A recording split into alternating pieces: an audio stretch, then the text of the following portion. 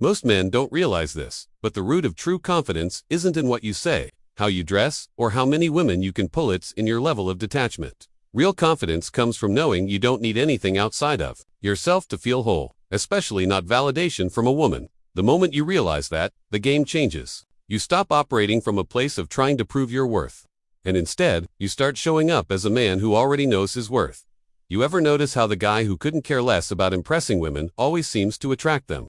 It's not luck, it's not some trick, it's the fact that he's not playing the game the way other men are. He's not chasing, he's not trying to impress, he's just being grounded, calm, focused. That kind of energy stands out in a world full of guys who are constantly trying to win approval, and women feel it. They may not be able to explain it, but they're drawn to it. When you're detached, you're not emotionally invested in the outcome. You're not desperate for a reply, a compliment, or attention. You're present, and presence is power. It shows that you're secure in who you are, and that you don't see her as the prize. You are the prize, not in a cocky way, but in a calm, self-assured way that says, I know what I bring to the table. You can join me if you want, but I'm good either way. That energy commands respect and attraction. Now, detachment doesn't mean indifference. You can still care, you can still enjoy the connection, but there's no clinging, no anxiety, no overthinking. You let things flow, and if it works, great. If it doesn't, you move forward without losing your center.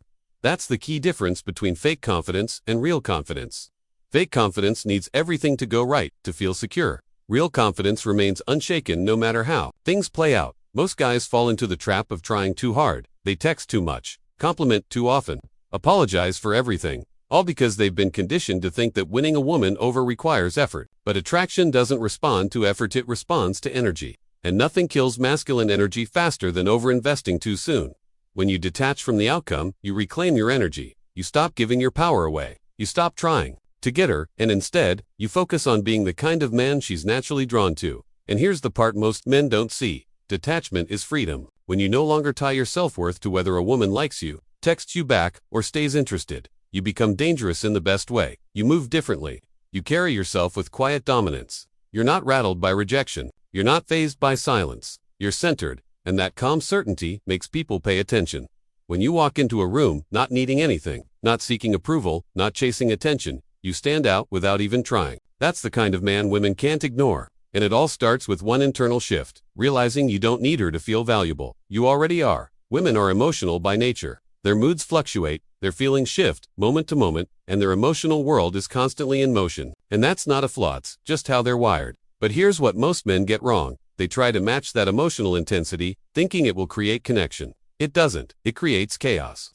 What a woman truly craves especially when she's overwhelmed is a man who remains calm, grounded, and unshaken by the storm she's in. She wants to feel your stillness when her world feels unstable. Emotional stability is magnetic because it communicates strength. When a woman is upset and you're the one who stays centered, you become her anchor. You show her, without needing to say a word, that her emotions won't sway you, that you're not easily rattled, that you can handle her highs and lows without flinching. This doesn't mean ignoring how she feels or shutting her out. It means being the calm in the chaos, not getting pulled into it. If she lashes out, you don't react emotionally. If she's distant, you don't chase. If she tests you, you don't fold. You observe, respond calmly, and hold your frame. A man who controls his emotions doesn't just gain a woman's respect, he earns her desire. Because in a world full of unstable, reactive, needy men, the one who stays composed is rare. And rarity creates attraction. She might not always say it out loud, but the moment she realizes you're emotionally solid, she feels safer around you. And when she feels safe, she opens up, she softens, and she becomes more feminine in your presence. That's when the dynamic shifts. You're not just some guy anymore. You're the man she looks to when her emotions are spinning, because she knows you won't spin with her. Most men operate from a place of scarcity when it comes to women. They meet one woman they like, and suddenly she becomes their entire focus. They start imagining the future, overinvesting emotionally, and placing her on a pedestal all before she's even earned that level of access. That energy reeks of desperation, and women feel it instantly, no matter how smooth your words are. If your mindset is rooted in luck, if you act like she's your only chance at happiness, it pushes her away. Women aren't attracted to men who need them. They're drawn to men who are already full. An abundance mindset changes the game because it shifts the power back to you. When you live as if you already have options, not just with women, but in life, you no longer chase anything. You evaluate, you choose. You observe who adds value to your already solid life. That mindset removes pressure from every interaction because you're not trying to get her. You're simply seeing if she fits into your world. That creates a completely different energy, one of calm confidence instead of anxious need. You become more attractive the moment you stop treating any woman like she's the only one. When you live with purpose, when your life is full, your work, your goals, your passions, you stop trying to impress. And ironically, that's when women start trying to impress you. They want to be part of that energy. They want a seat at your table, but they only feel that way if they sense you're already good with or without them. So build your life. Chase your mission. Be the man who wakes up fulfilled, regardless of who texts back. That's not arrogance, it's self-respect. And the man who lives from abundance never has to beg for connection. It comes to him naturally. One of the biggest mistakes men make is thinking they have to constantly pursue, initiate, and keep the connection alive. They believe that if they don't keep texting, planning, and checking in, the woman will lose interest. But here's the reality: chasing kills attraction. Constant availability removes mystery. And without mystery, there's no space for desire to grow. Women don't fall for the man who's always in their face. They fall for the man who gives them something to wonder about, to reach for, to earn. When a woman doesn't have to work for your attention, she starts to take it for granted. It becomes expected, not appreciated. But when you create space by not over-texting, by not oversharing, by not always being the first to initiate, you give her room to lean in, that's when real attraction builds. She starts asking herself questions. Why hasn't he texted yet? Is he thinking about me? That space breeds curiosity.